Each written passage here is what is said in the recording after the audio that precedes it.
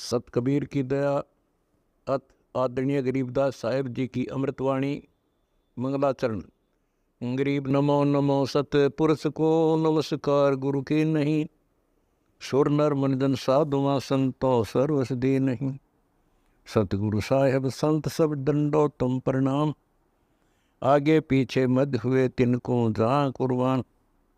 नराकार निर्विषम काल जाल व बंधनम, निर्लेपम निज निर्गुणम अकल अनुबेषुंडनम।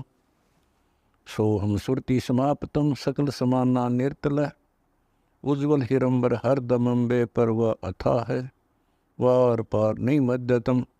अनाहद मंत्र सुखसलाद मंत्र, अजोख मंत्र बेसुन मंत्र, निर्वाण मंत्र थीर है। आदि मंत्र युगादि मंत्र, अजल अभंगी मंत्र सदा सत्संगी मंत्र, लौलीन मंत्र गैर गंभीर है।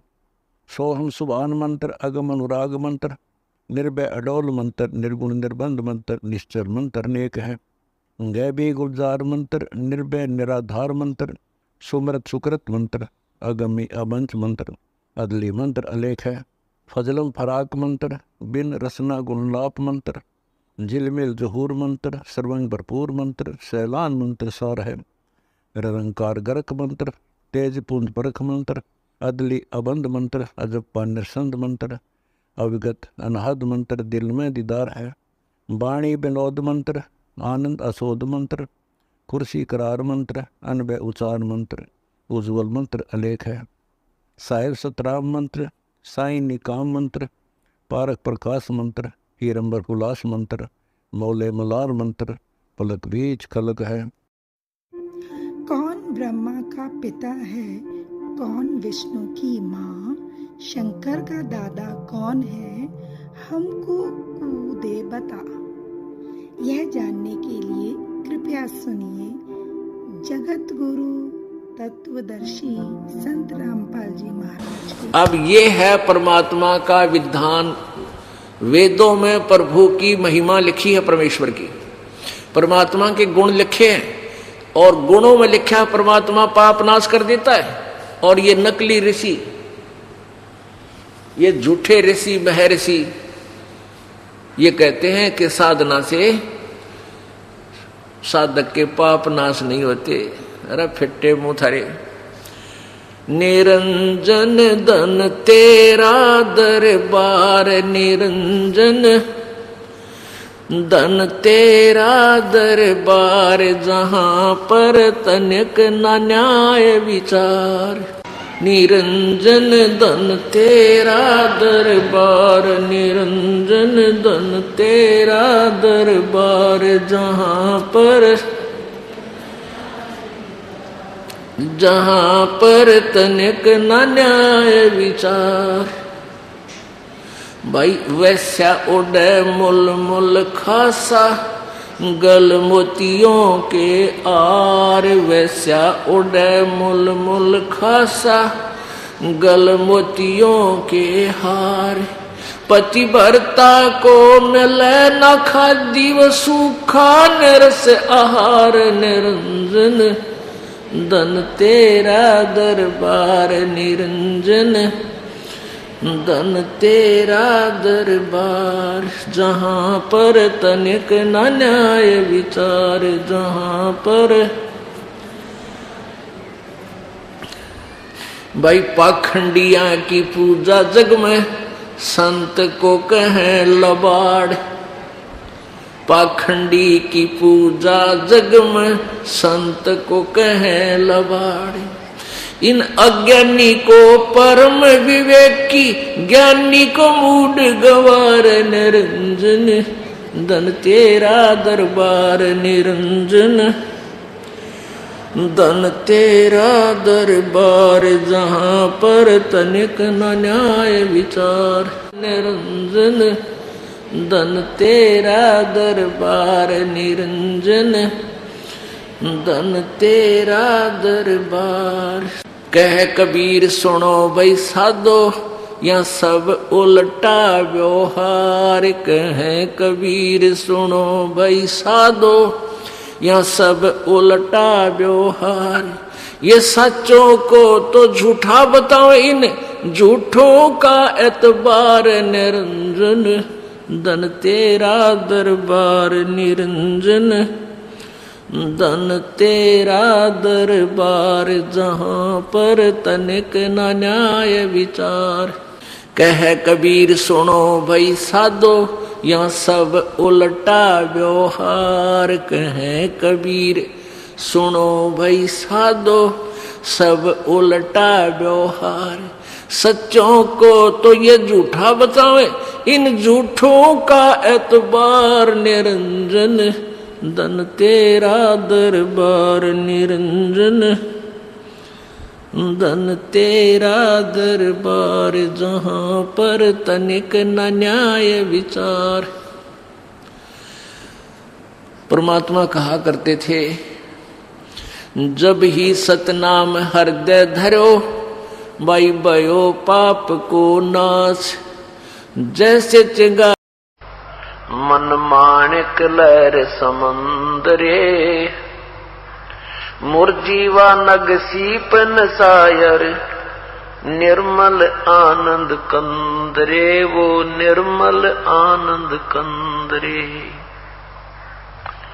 मन माणिक लहर समंदरे, मुरजीवा नग सीपन सायर, वो निर्मल आनंद कंदरे, निर्मल आनंद कंदरे। मोती मुक्ता दर्शत नाही, यो जग है सब अंदरे। दिक्कत के तो नैन जिस्म, इनका फिरा मोतिया बिंदरे, फिरा मोतिया बिंदरे। नर नारायण देहे पाकर, जय कटा न जमका फंदरे।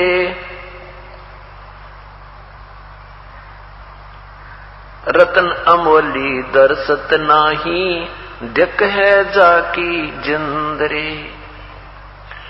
पूर्ण ब्रह्म रटे अविनाशी, जो भजन करे गोविंद रे। भाव भक्ति जा हृदय होई, फिर क्या कर है सुरपति इंद्रे। लख 84 बहे जात थे, सुवटा गंदा अंडरे। तत् नाम सतगुरु का दीन्या, जाय मिले सुख सिंदरे। इंद्री कर्म न लगे लगारम, जो भजन करे निर्दुंदरे। गरीबदास जग कीर्ति होगी, जब तक सूरज चंद्रे। इंद्री कर्म न लगे लगारम, जो भजन करे निर्दुंदरे। गरीबदास जग कीर्ति होगी, जब तक सूरज चंद्रे। क्या बताते हैं परमात्मा की प्यारी आत्मा आदरणीय गरीबदास साहिब जी अपने कबीर परमेश्वर की भक्ति के विषय में। और मनुष्य शरीर जो प्राप्त हुआ है, इसको पाकर के जो परमात्मा की भक्ति नहीं कर रहे हैं, उनकी तुलना करते हुए क्या समझाना चाहा है। और जो भक्ति कर रहे हैं वो शास्त्र विरुद्ध कर रहे हैं, तो वो भी अपने जीवन को व्यर्थ कर रहे हैं। इस पूरे शब्द का ये सार है।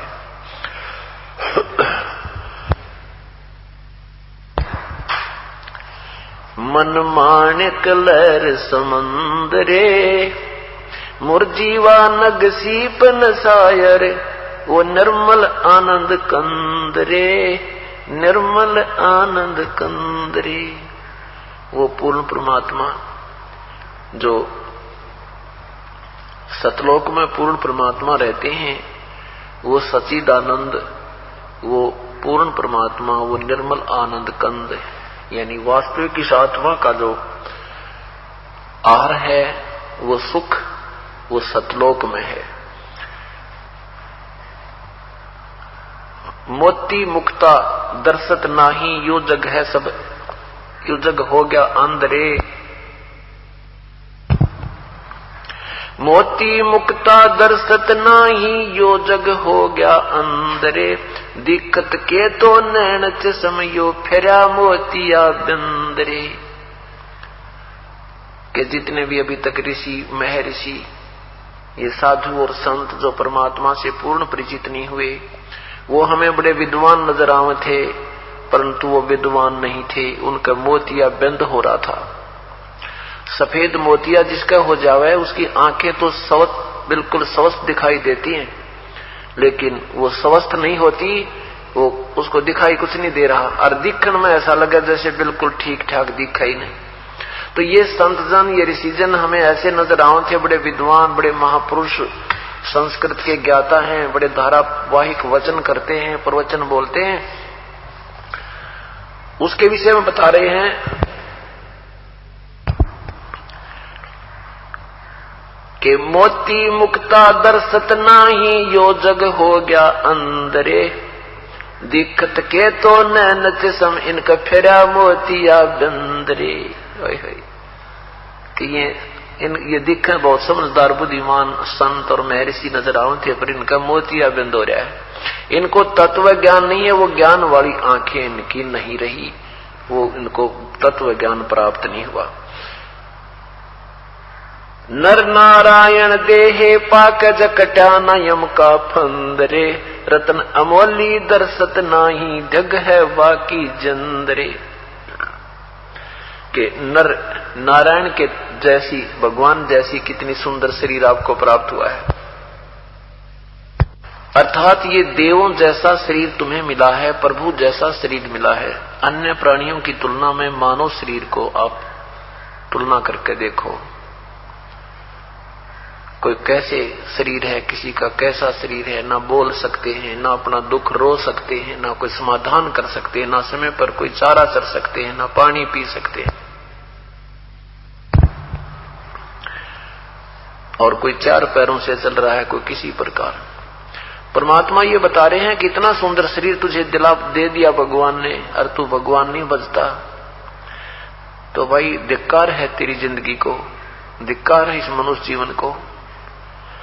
नर नारायण देह पाक है, नर नारायण परमात्मा के जैसी तुझे शरीर मिला, इसको प्राप्त करके जय कट्या ना काल का फंद रे।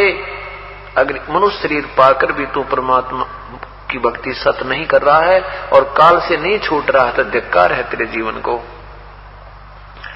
रतन अमोली दर्शत नाही दृग है जाकी जिंदरे। धिक्कार है उसकी जिंदगी को, मनुष्य जीवन को। एक सत भक्ति छोड़कर चाहे हम अन्य साधना भी कर रहे हैं, वो भी बैदा है, व्यर्थ है, यूजलेस है। पवित्र गीता जी अध्याय नंबर 16 के श्लोक 23 और 24 में कहा है कि जो शास्त्र विधि त्याग कर जो मनमाना आचरण करते हैं, अर्थात अपनी मनमानी पूजा करते हैं, उनको न तो कोई सुख होता है, न उनकी कोई गति होती है, और न ही उनकी कोई कार्य सिद्ध होता है, अर्थात व्यर्थ है। इसलिए 24वें मंत्र श्लोक में कहा है कि इसलिए अर्जुन, जो भक्ति मार्ग में भक्ति की क्रियाएं हैं जो छोड़नी चाहिए और जो ग्रहण करनी चाहिए, वो शास्त्री निर्णय देंगे। तो यहां वही बता रहे हैं कि ऐसा सुंदर शरीर प्राप्त करके भी जो परमात्मा की भक्ति नहीं करते हैं, सत भक्ति नहीं करते हैं और ये भी पीछा नहीं छुटवाते हैं, तो धिक्कार है तुम्हारे जीवन को। पूर्ण ब्रह्म रटे अविनाशी जो भजन करें गोविंद रे।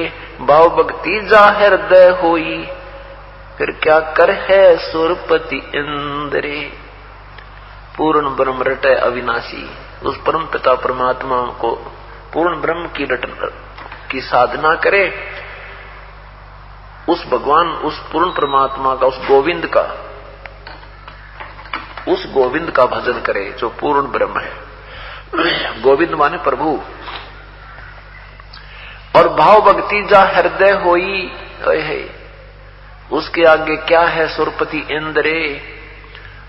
जो पुण्यात्मा सच्चे दिल से पूरी सद्भावना के साथ प्रभु में लीन है, भगवान की भक्ति कर रही हैं, सेवा कर रही हैं, दान कर रही हैं, उनके अंदर जो आनंद आता है उनको जो आनंद आता है, कहते उसके सामने ये देवताओं का राजा इंद्र भी फेल है, जिसको हम इंद्र को बहुत सुखी मानते हैं, क्योंकि हम राजा को अच्छा मानते हैं, राजा का जीवन हम बढ़िया मानते हैं।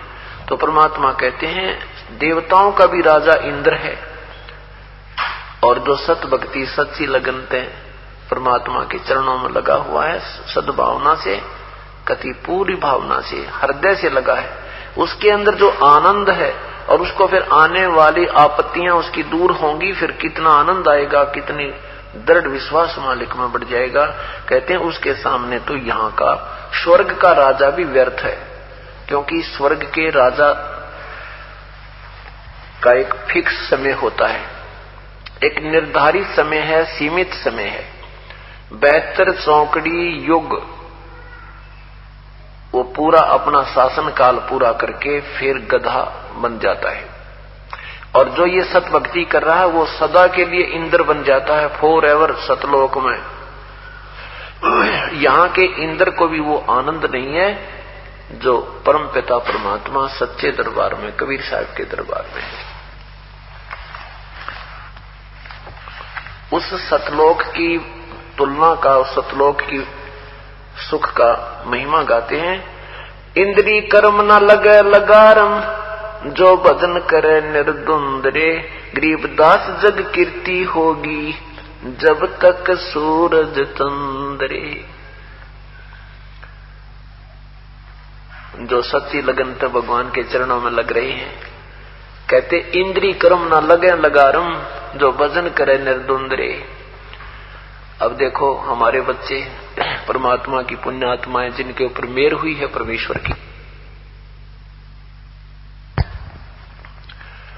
वो 3-4 दिन से यहाँ सत्संग में आए हुए हैं, सह परिवार आए हुए हैं। और जब हम 4 वेद के वक्ता संग हैं, वो खोजी बड़े बयाना हो, सालग राम सुरत सेवे, वो ज्ञान समुद्र दाना हो। सट दर्शन जाके संग चाले, वो गावत वाणी नाना हो, अपना अपना इष्ट संभाले, वो बचे पोथी पाना हो। चादर फूल बिछाए सतगुरु, जो देखे सकल जिहाना हो, 4 दाग से रहत जुलती, वो अवगत अलख अमाना हो। वीर सिंह बघेला करे बीनती, वो बिजली खान पठाना हो, 2 चादर बख्शीश करी है, दीन्या यो परवाना हो। नूर नूर नूर निर्गुण पद मेला, ये देख बहे हैराना हो, पद लो नीन बहे अविनाशी, पाए न पाए पिंड न प्राना हो। शब्द स्वरूप साहेब साहेब सरबंगी, शब्द शब्द समाना हो, दास गरीब कबीर अरस में, उसकी फर्क धवज निशाना हो। परमात्मा जब सतलोक वहां काशी से चले मगहर के लिए, वहां का वर्णन किया है कि वहां उनके अपने अपने जादू जंत्र वाले पोथी पत्रे ले लेकर अपने अपने भगवानों के गुण गाते हुए जा रहे हैं। तो वहां जाकर देखा परमात्मा 2 चादर बख्शीश करी है, 2 चादर बख्शीश करी थी, ये बख्शीश दे दी तुम्हें, तुम प्यार की बख्शीश है तुम्हारे लिए, और दीन आयो परवाना हो, ये प्रमाण देगे कि मैं समर्थ हूं। पद लोलीन बहे अविनाशी, अपने सतलोक को चले गए वो अविनाशी परमात्मा, और पाए पिंड न प्राणा हो, उनका कोई शरीर नहीं मिला। शब्द स्वरूप, शब्द स्वरूप माने वो शब्द स्वरूपी राम, ये कबीर परमात्मा है। शब्द स्वरूपी साहेब, साहेब कहो राम कहो, ये शब्द स्वरूप राम भी कबीर परमात्मा। शब्द स्वरूप माने अविनाशी।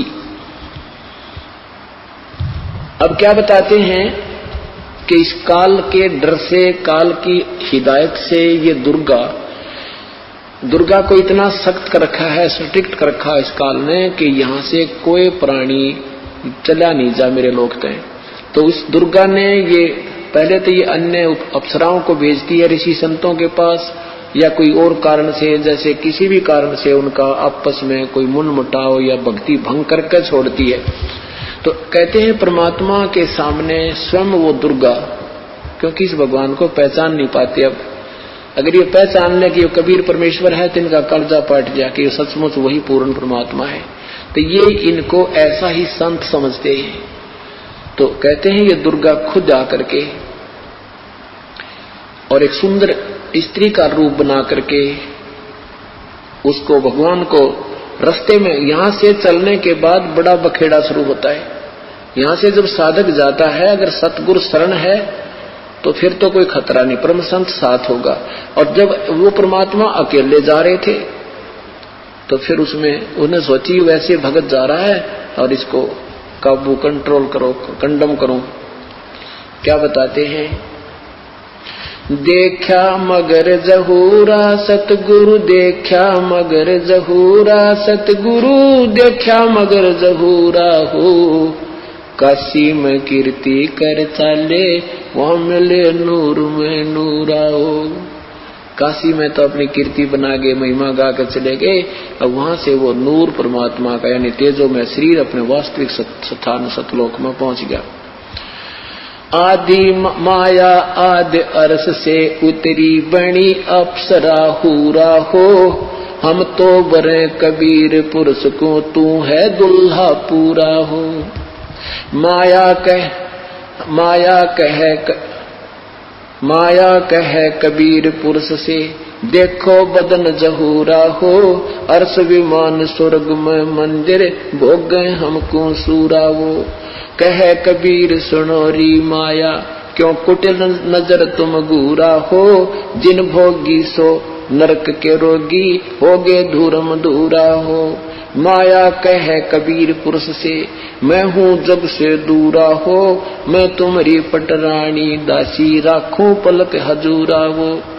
कहे कबीर सुनो री माया, तुम हो लड्डू बूरा हो, जो तुझे खावे वो बह जावे, वो तो अकल के कूरा हो।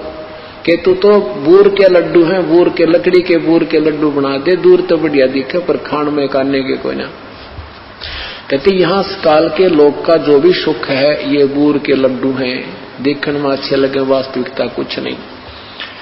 श्वेत मुकुट जा, कहते श्वेत मुकुट जा श्वेत छत्र है, हमारे बाजे अनहद तूरा हो, दास गरीब कहे सुन माया, हमसे रही हो दूरा हो। परमात्मा कहते तो हमसे दूर रहे। अब क्या बताते हैं, माया सतगुर से अटकी ही, माया सतगुर से अटकी। या माया परमात्मा के साथ आके और अपने डोरे डालन लगी। जो परमात्मा बोले योगनी हमरे क्यों भटकी, योगनी हमरे क्यों भटकी, हम तो भगली गर योगी, हम तो भगली गर योगी, हमने माया के भोगी, हम ना माया के भोगी, तो मैं झगड़ा है भारी, तो मैं झगड़ा है भारी, मारे बड़ छत्रधारी, मारे बड़ छत्रधारी। माया कहती है सेवा कर सो मैंने की, सेवा कर सो मैंने की। परमात्मा कहते हमको लागत है फीकी, हमको लागत है फीकी, हमरी सार नहीं जानी, हमरी सार नहीं जानी, अरी तत घाल दई घाणी, अरी तत गाल दई घाणी। परमात्मा कहते तू जाए भी यहाँ से, चलती फिरती क्यों नाही, तू चलती फिरती क्यों नाही, हम रहते अवगत पद्माही, हम रहते अवगत पद्माही। अरे तू तो गैली है गोली, अरे तू गैली है गोली, दाग लगावेगी चोली, हमरा दाग लगावेगी चोली। मेरा अंजन है नूरी, काल क्या कहती है माया, मेरा अंजन है नूरी, मेरा अंजन है नूरी, अंदर मैं कै कस्तूरी, अंदर मैं कै कस्तूरी।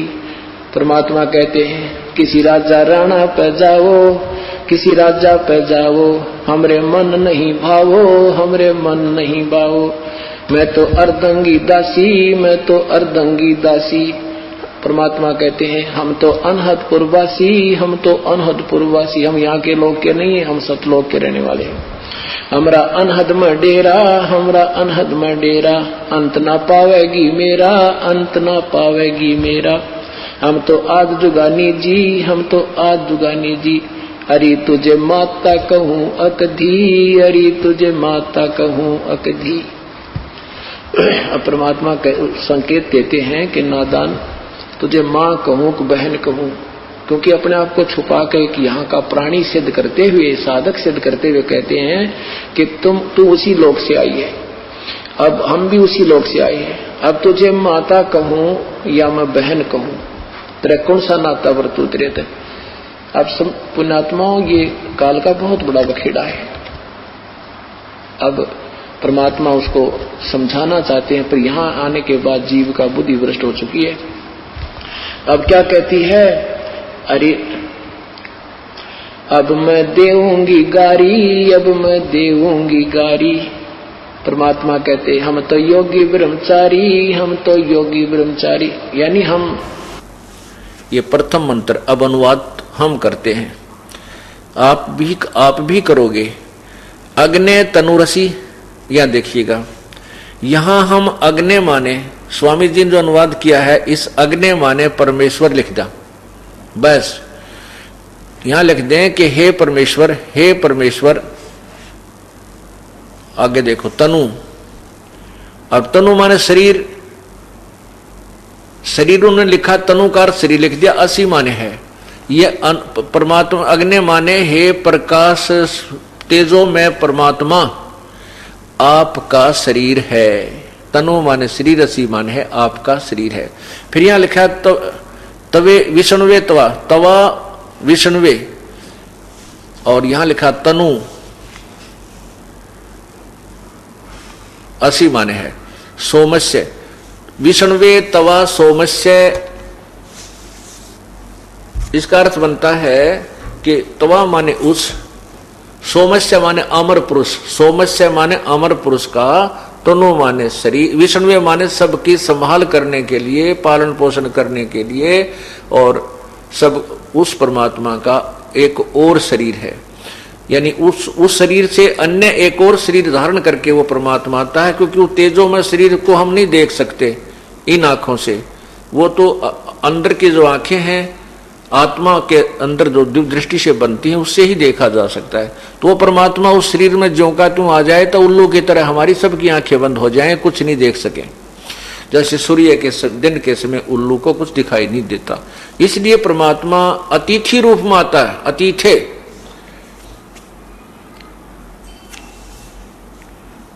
कुछ समय के लिए यहां आता है, तो उसके लिए परमात्मा अन्य शरीर धारण करता है। अब ये तो पवित्र यजुर्वेद ने सिद्ध कर दिया कि भगवान परमात्मा शरीर है। अब आपको पवित्र बाइबल में दिखाता हूं। अब देखिएगा पवित्र बाइबल,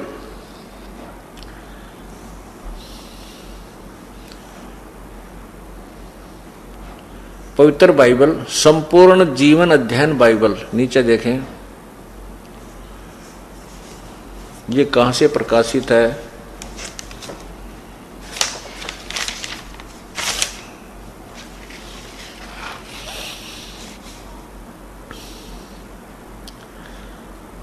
लाइफ पब्लिशर्स इंटरनेशनल,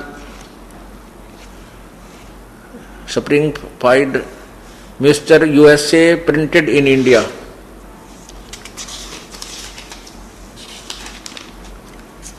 यहां देखिएगा संपूर्ण जीवन अध्ययन बाइबल, पवित्र बाइबल, और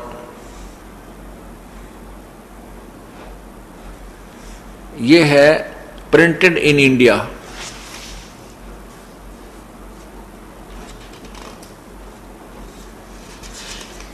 यहां देखना,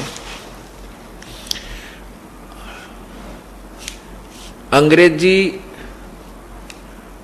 प्रधान संपादक इसके है डोनाल्ड सी स्टाम्स, संयुक्त संपादक जे वेस्ले आदम्स, संपादकीय समिति ये स्टानली एम होर्टन अध्यक्ष। ये सारा कुछ आप पढ़ लो इसमें। इसके बाद हम आपको दिखाते हैं जो अपने काम की चीज है, वो देखें। यहां देखिएगा, ये सृष्टि उत्पत्ति जो स्टार्ट होती है, ये उत्पत्ति आरंभ होती है। आदि में परमेश्वर ने आकाश, पृथ्वी और की सृष्टि की। यहां देखो आरंभ में। फिर उसके बाद क्या किया, फिर परमेश्वर ने कहा कि हम मनुष्य को अपने स्वरूप के अनुसार, यानी 5-6 दिन में सृष्टि रची गई थी, तो परमात्मा ने कहा कि अपने स्वरूप के अनुसार, ये 26 नंबर में है। फिर परमेश्वर ने कहा हम मनुष्य को अपने स्वरूप के अनुसार अपनी समानता में बनाए, और वे समुद्र की मछलियों, आकाश के पक्षियों और घरेलू पशुओं और सारी पृथ्वी पर और सब रेंगने वाले जंतुओं पर जो पृथ्वी पर रेंगते हैं अधिकार कर रखें। आगे लिखा है 27 में, तब परमेश्वर ने मनुष्य को अपने स्वरूप के अनुसार अपने उत्पन्न किया, अपने ही स्वरूप के अनुसार परमेश्वर ने उसको उत्पन्न किया, नर और नारी करके उसने मनुष्यों की सृष्टि की। इसमें 3 बार लिखा है कि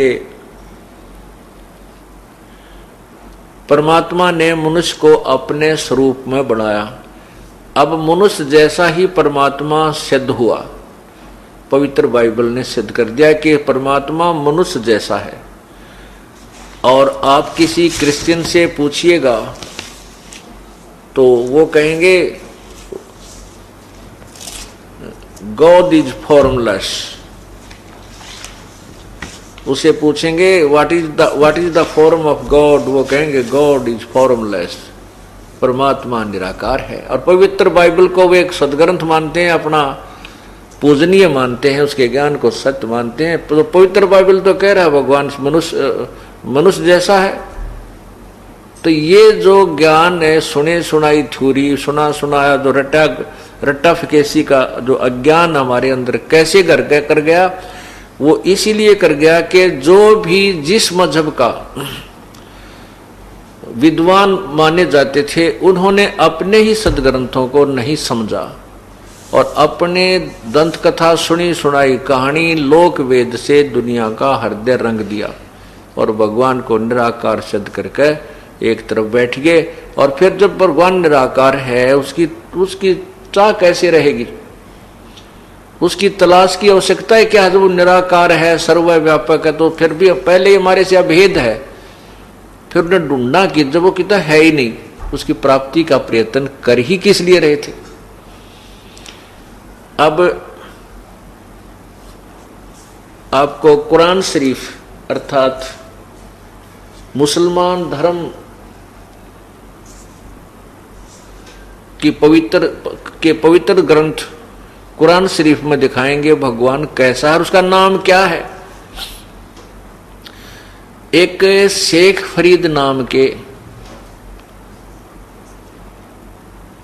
पुण्यात्मा थे, एक साधु थे, वो बचपन से ही उनको परमात्मा की एक लगन लगी थी। कुछ पूर्व संस्कार होते हैं, अच्छे माता पिता मिल जाने से भी वो बच्चे के संस्कार अच्छे नए तैयार कर देते हैं, उसका स्वभाव जोड़ देते हैं परमात्मा से। शेख फरीद जी बचपन से कुछ शरारती थे और अपनी माता जी को परेशान करते थे, शरारत करते रहते थे। तो माता जी ने उनको कहा, बेटा आप नमाज कीजिए। तो बच्चा था, वो कहने लगा मैं क्यों करूं ये नमाज, मुझे क्या लाभ होगा, क्या मिलेगा। तो माता जी ने सोचा कि ये शरारती बहुत है, इसको नमाज पर करने लगा दूं, ये कुछ समय तो मुझे शांति से जीने देगा, मैं अपना काम कर लूंगी घर का। तो माता ने कहा कि बेटा अल्लाह तुझे खजूर देगा। शेख फरीद जी को खजूर बहुत अच्छे लगते थे, रुचिकर खाता था।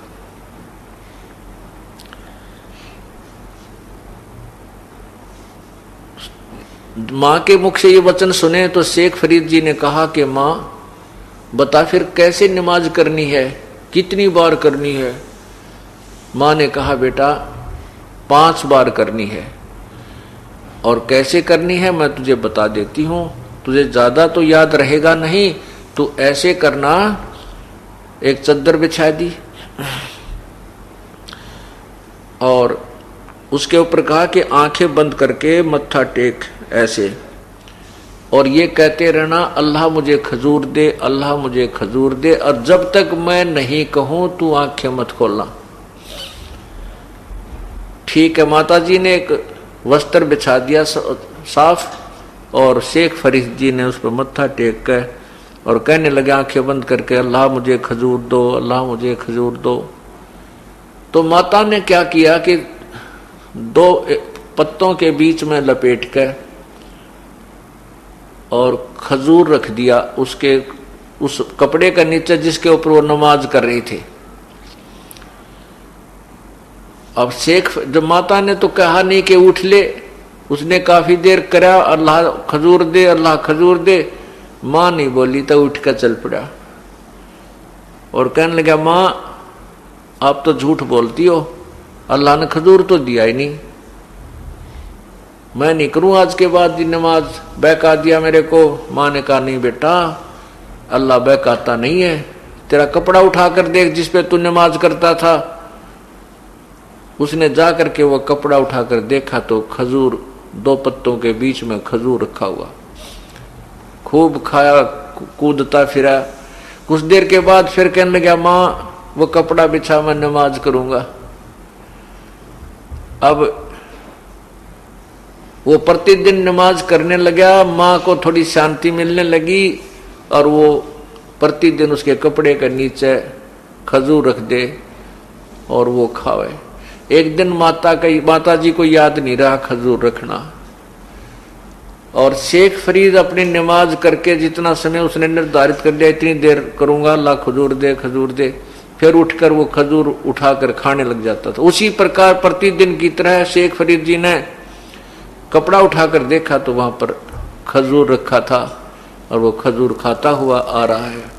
अब मां ने देखा कि शेख फरीद, आज तो मैं खजूर रखना भूल गई, और ये शेख फरीद, ये फरीद उठेगा और उठते ही ये फिर खजूर नहीं मिलेगा तो इसका विश्वास टूटेगा।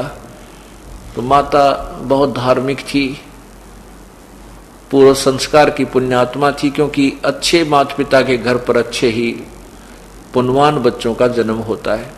तो उसने हृदय से पुकार की, उसको याद आया कि अब शेख फरीद उठने वाला है और मैं खजूर रखना भूल गई। ये भगवान, उस बच्चे का विश्वास टूट गया तो वो बहुत शरारती है, कभी नमाज नहीं करेगा। इतना मां अंदर से पुकार सोच ही रही थी और उठ के चली थी वो लेकर के खजूर रखने के लिए। उधर से वो क्या देखती है कि शेख फरीद खजूर खाता हुआ और नमाज करके पूरी आ रहा है। अब मां ने जब देखा कि खजूर खा रहा है, उसने पूछा बेटा ये खजूर कहां से लाया तू? शेख फरीद बोला माता जी अल्लाह प्रतिदिन ही तो देता है मुझे खजूर, उस कपड़े के नीचे से उठा कर लाया हूं। पुण्यात्माओं, परमात्मा के खेल अजब हैं, अजीब और गरीब होते हैं, और हम उसमें ये सोचा कि ऐसा नहीं हो सकता वैसा नहीं हो सकता, तो हमारा सिद्धांत गलत है।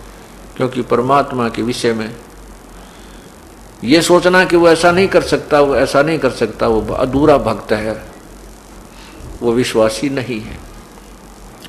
वही शेख फरीद जी बड़ा होकर के घर त्याग गया, क्योंकि उसमें परमात्मा की कसक थी, प्रभु ने उसके लिए ऐसी अनहोनी लीला भी की। अब देखो, आत्मा परमात्मा को ढूंढ रही है जब से वो भगवान से बिछड़ी है। अब परमात्मा को पाने का, आत्मा को ये पता है कि परमात्मा मनुष्य जैसा है, और मनुष्य रूप में, साधु रूप में, संत रूप में या किसी भी प्रचारक के रूप में आता है। इसलिए वो संत परमात्मा को, संत को परमात्मा का स्रोत समझती है आत्मा, इसलिए संतों के पास जाते हैं। तो ऐसी आत्मा भटकती हुई परमात्मा की चाह में इन नकली संतों के फंस जाती है। इसी प्रकार शेख फरीद जी एक तपस्वी संत के का शिष्य बन गया।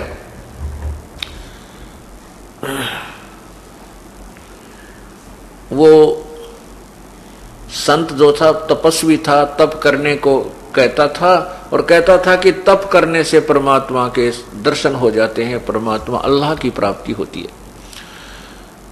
तो उस उस ऋषि संत जी ने अपना एक आश्रम बना रखा था, उसमें 5-6 परमानेंट शिष्य रहते थे।